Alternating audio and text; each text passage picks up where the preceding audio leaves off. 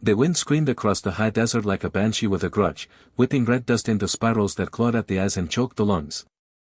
Jack Harlan stood on the splintered porch of his ranch house, one boot heel hooked on the lower rail, staring at the horizon where the sun bled out behind the Dragoon Mountains.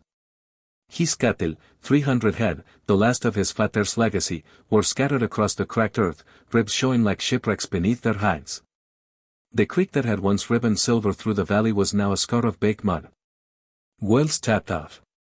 Feet gone. The bank letter in his pocket might as well have been a death warrant. He was 34, widowed 2 years, and the weight of a loan pressed harder than the drought. Jack's hands, calloused from roping and branding, trembled as he unfolded the foreclosure notice for the 10th time. 60 days. Then the lazy age would belong to men in suits who'd never smelled branding smoke or heard a calf bawl for its mother. That was when he saw her. She moved along the dry wash like a shadow stitched to the ground, leading a paint horse loaded with woven packs. Apache, no doubt about it, high cheekbones, black hair braided tight, eyes the color of storm clouds over the Chiricahuas. A faded calico skirt brushed dust from her moccasins. She couldn't have been more than 19, but she carried herself with the quiet certainty of someone who they already outrun death. Jack's first instinct was to reach for the Winchester leaning inside the door. Strangers on a dying ranch meant trouble. But something in her posture, the way she paused to study his windmill's broken vein, the gentle pat she gave her horse, stilled his hand. Water, he called, voice rough from disuse. She looked up. For my horse, if you can spare it. He almost laughed. Spare it. The last bucket in the rain barrel sloshed pitifully when he carried it out. The paint drank greedily, and the girl watched Jack instead of the horse. You're the one they call Harlan, she said. Not a question. Guilty. I am Nisoni. She pronounced it carefully, Nisoni, the Navajo word for beautiful, though Jack wouldn't learn that until later. My grandfather sends me. He says the white man's cattle are dying, and dying cattle make bad neighbors. Jack snorted. Tell your grandfather the feeling's mutual. But Nisoni was already unhitching a bundle from her saddle. She laid it on the porch boards, a doeskin pouch, a clay pot sealed with pine pitch, and a small bundle of feathers tied with red yarn. Jack eyed them like they might bite. Grandfather is a singer, she said. He hears what the land needs when men forget to listen. Jack wanted to tell her to take her medicine bags and ride on. Superstition boldn't tape the bank. But the horse had finished the water, and Nisoni's has held no pity, only a calm that made the chaos in his chest feel suddenly childish. One night, he said. You and your horse can stay in the barn. Then you go. She nodded once, as if she'd expected nothing less. That evening, Jack sat on an overturned bucket, watching Nejoni kneel in the corral. She poured a circle of cornmeal around a post, whispering in a language that sounded like wind through cottonwoods. The cattle, what few remained nearby, lifted their heads. One old brindle cow limped forward, nostrils flaring at the cornmeal. Nisoni placed her palm on the animal's forehead and closed her eyes. Jack felt foolish for watching. Yet when the girl rose and walked away, the cow followed her to the shade of the cottonwood like a dog on a leash. It didn't sleep.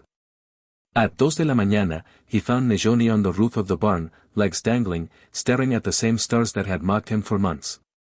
Grandfather says the water is still here, she told him without turning. Men just look in the wrong places. Then your grandfather's a fool or a liar. Both, sometimes. She smiled, and the moonlight caught the edge of her teeth. But mostly is right. The next morning, Jack woke to the sound of hammering. Nisoni was prying rusted windmill blades from the tower, her small frame balanced on a ladder that wobbled like a drunk. By noon, she'd rebuilt the gearbox with baling wire and a gear scavenged from an old Model T in the junk pile. Jack stood below, mouth open, as the first gust of wind spun the fan. A thin stream of water trickled from the pipe, murky, but moving. Where the hell did you learn that? He demanded. My uncle fixed pumps on the reservation. Sid Whiteman's machines are simple if you ignore the pride. Over the following week, Nisoni became a fixture. She rose before dawn, checking soil moisture with a stick whittled to a point, tasting dirt like a chef sampling broth. She taught Jack to dig contour swales along the hillside to catch what little rain might fall. Together they hauled rocks to dam a seep no wider than a man's arm. When Jack's back gave out, she took the pickaxe without complaint.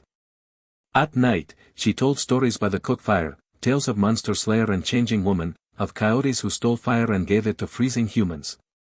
Jack listened, whiskey forgotten in his cup. He told her about Sarah, how she'd died birthing their son who never drew breath, how the ranch had been her dream before it became his burden. Nisoni listened without flinching, the firelight painting compassion across her face. One afternoon, a dust cloud announced the banker's Cadillac. Mr. Whitcomb stepped out in a suit already wilting, flanked by 2 deputies. 60 days early. Time's up, Harlan, Whitcomb said, waving papers. Sign, or we start driving cattle today. Jack's fists clenched. The herd, miraculously up to 280 head after Nisoni's ministrations, grazed peacefully on new sprouts of grama grass. It'd be damned if he let them go without a fight. Nisoni appeared from the barn, silent as smoke. She carried a folded blanket. Become besmerit. Send the help home, Harlan. This ain't her concern. But Nisoni unfolded the blanket on the hood of the Cadillac.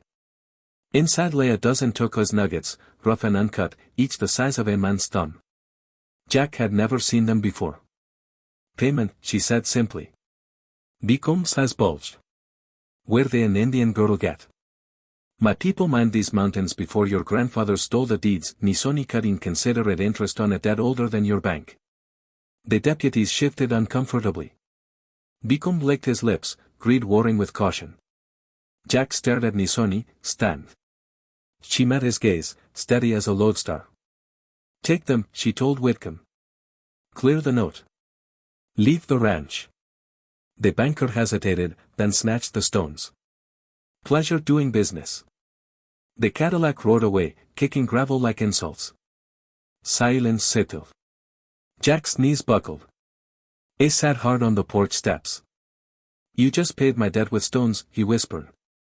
Nisoni shrugged. Land remembers who it belongs to.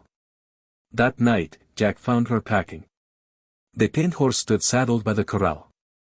You're leaving? His voice cracked. The water flows again. The grass returns. My work is done. Jack's chest ached worse than any drought. Stay. The bunkhouse is yours. Hell, take half the ranch. I owe you. You owe me nothing. She tightened a cinch. Grandfather says debts of the heart cannot be paid with land or gold. Then what can I give you? Desperation sharpened his words. Nisoni paused. Moonlight silvered the tears on her cheeks, she hadn't let him see them until now. Remember, she said. When the next stranger comes thirsty, remember what kindness looks like. She swung into the saddle. Jack reached for her reins, then let his hand fall. Nisoni, his throat closed. She leaned down, pressed her forehead to his, the traditional parting. The land will teach you the rest, Jack Harlan. Listen like you listen to my stories. Always thudded into the darkness. Jack stood until the sound faded, until the stars themselves seemed to dim with grief. Season's turn. The lazy age thrived, new wells, rotating pastures, a windbreak of cottonwoods Nisoni had planted from cuttings. Jack hired a Navajo foreman, paid fair wages, learned bits of Guinea-Bissau over coffee. Travelers passing through spoke of a girl on a paint horse who fixed pumps and found water where maps showed none. One spring evening, 5 years later, Jack sat on the same porch, older, softer around the eyes. A battered pickup rattled up the drive. A young woman stepped out, early 20s, black braid, eyes like storm clouds. She carried a toddler on her hip. Mr. Harlan, she asked. My mother said to give you this. She handed him a doeskin pouch. Inside, a single turquoise nugget and a folded note in careful English. For the next debt. Amy. Jack looked up, but the truck was already turning around. He clutched the stone, warmth spreading through his palm like creek water in July. That summer, when migrant workers arrived with blistered hands and empty canteens, Jack met them at the gate with cold lemonade and an offer of work. When the school in town needed books, the Lazy H sponsored them. When a wildfire threatened the reservation, Jack's crews fought beside Apache firefighters until the flames surrendered. Years later, an old man would tell his grandson about the white rancher who paid forward a miracle, one act of kindness at a time. The boy would ask why. Because someone saved his ranch, the elder would say, and taught him he was richer than gold. And high in the dragoons, where the wind still sang through the pines, a paint horse grazed beside a spring no map had ever marked, watched over by a woman whose name meant beautiful, and who had proven that the truest wealth is the kind you give away.